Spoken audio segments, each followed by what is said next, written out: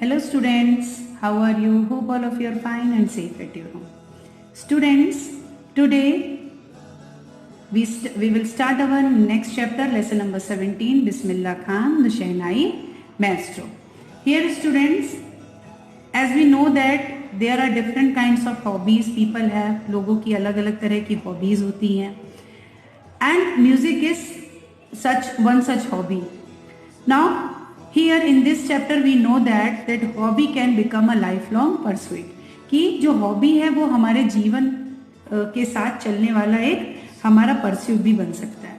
So here this is the chapter about Bismillah Khan, the Shehnai Maestro, as you all know about him. Here you see that picture. So students, I give you the explanation of that lesson. That Ustad Bismillah Khan had great love for his country. He did not go abroad for money and fame. He did not even leave his favorite city Banaras. He led a very simple life and disregarded the riches that came with fame in the field of music.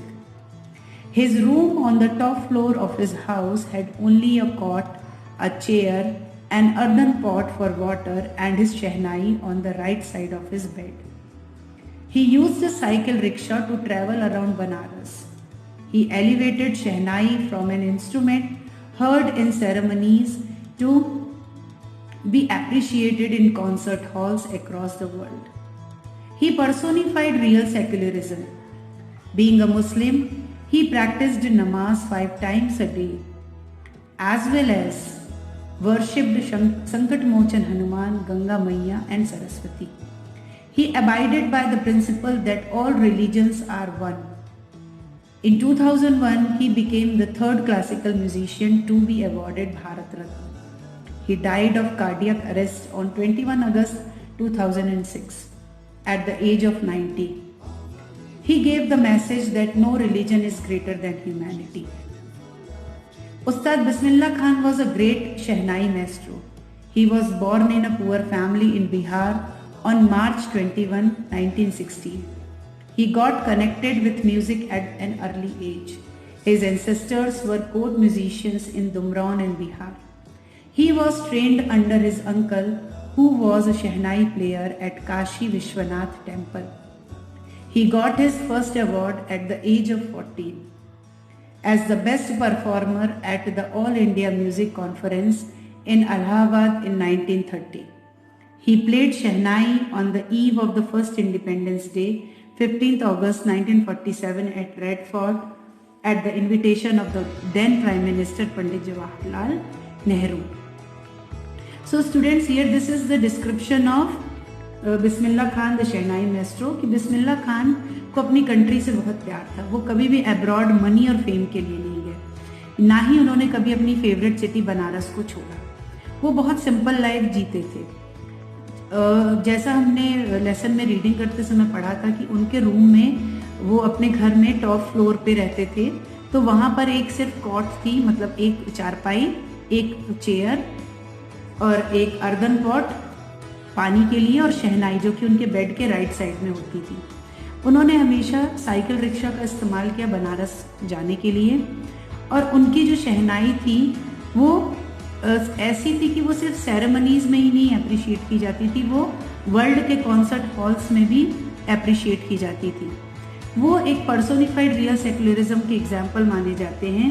जैसा कि आप जानते हैं, secularism means होता है धर्मनिरपेक्ष.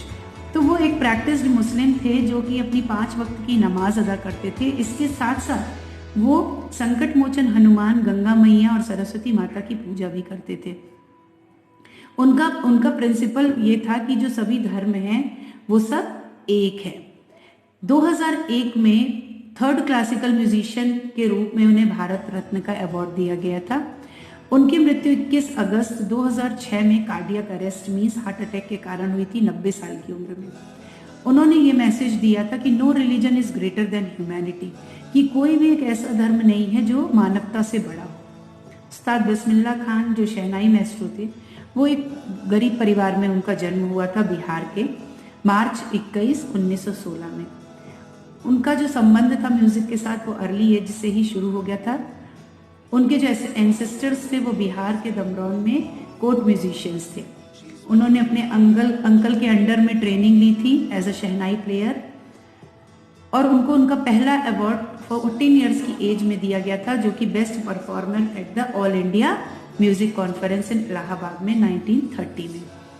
उन्होंने first independence 15 अगस्त 1947 में लाल किले पर शहनाई बजाई थी, जो कि उनको इनवाइट किया गया था प्राइम मिनिस्टर, जो उस समय के प्राइम मिनिस्टर थे पंडित जवाहरलाल नेहरू, उनके इनविटेशन में वो वहाँ पर आए थे, और उन्होंने फर्स्ट फ्रीडम के लिए, फर्स्ट इंडिपेंडेंट कंट्री के लिए अपनी शहनाई से प्ले की थी ट्यून।